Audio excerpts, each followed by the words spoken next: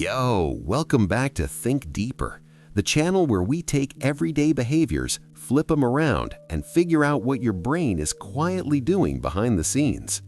Today, we're talking about something a lot of people do, but almost nobody admits out loud: why some people make up conversations in their head.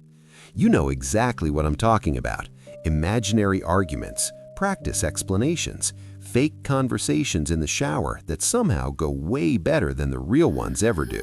So why does the brain do this? Reason one, your brain is rehearsing. For some people, thinking is talking, just internally.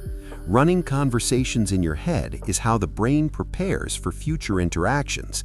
It's like a mental dress rehearsal where you test words, reactions, and outcomes before risking them in real life. It's not overthinking, it's preparation. Reason two, it helps process emotions safely. Real conversations come with consequences, internal ones don't. When you replay or invent conversations, your brain gets to release emotions without interruption, judgment, or pressure.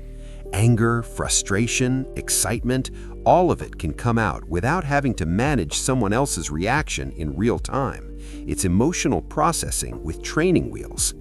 Reason three, your mind is trying to regain control. In real conversations, you don't control timing, responses, or outcomes, but in your head, you do. Imagined conversations let the brain rewrite moments that felt unresolved, unfair, or confusing. It's not about living in the past, it's about restoring a sense of agency.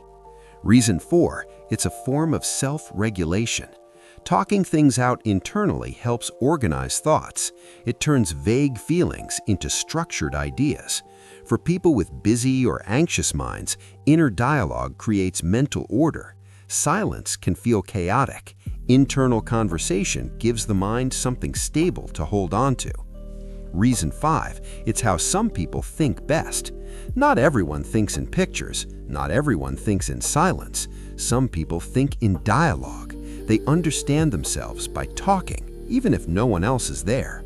That doesn't mean they're disconnected from reality. It means their cognition is verbal and relational. But here's the important part. Making up conversations doesn't mean you're lonely, weird, or stuck in your head. It often means you're reflective, emotionally aware, trying to understand yourself and others more clearly. So, if you catch yourself arguing with someone who isn't there, or explaining things to an imaginary audience, relax. Your brain is just doing what it knows how to do best: processing, preparing, and protecting you. All right, fam, that's it for today's breakdown. If this hit a little too close to home, hit that like button, subscribe, and I'll see you in the next Think Deeper Deep Dive. Peace out.